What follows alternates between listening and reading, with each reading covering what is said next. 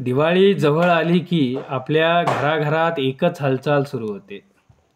झाडणं, धुणं, रंगवणं, सजवणं आणि या सगळ्यांच्या मध्यभागी असते ती साधीशी केरसुणी. केरसुणी दिसायला साधी पण अर्थाने गहरी.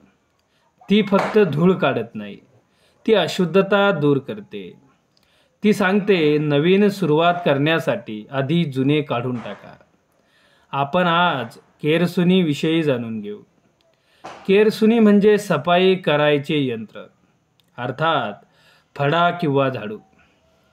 केरसुनी हे घर आणि परिसरातील कचरा साफ करण्यासाठी वापरले जाणारे साधन आहे. मूळ नावाच्या गवतापासून किंवा शिंदीच्या झाडाच्या पानांपासून केरसुनी बनवली जाते.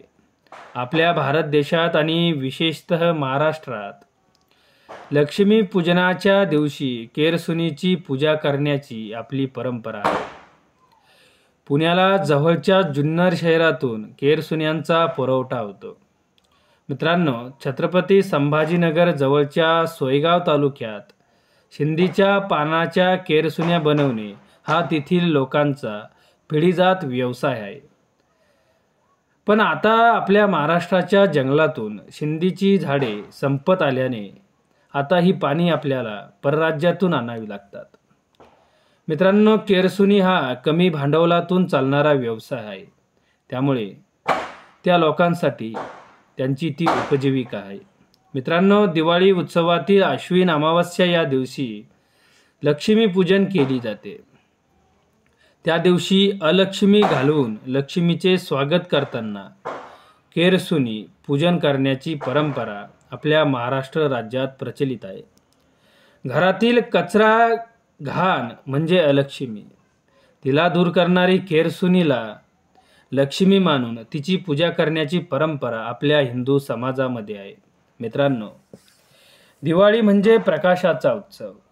पण प्रकाश तेव्हाच अर्थपूर्ण होतो जेव्हा अंधार दूर होतो. म्हणून दिवाळीच्या आधी केली जाणारी स्वच्छता ही केवळ घराची नव्हे तर मनाचीही शुद्धी असते. आपल्या परंपरेत म्हणतात, ज्या घरी स्वच्छता आहे तेथे लक्ष्मीचा वास असतो. म्हणून काही ठिकाणी दिवाळीच्या दिवशी झाडूला फुलं वाहून तिचं पूजन करतात, तिला पुजतात, कारण ती लक्ष्मीचं कार्य करते. अशुद्धतेचा नाश आणि संपन्नतेचं स्वागत.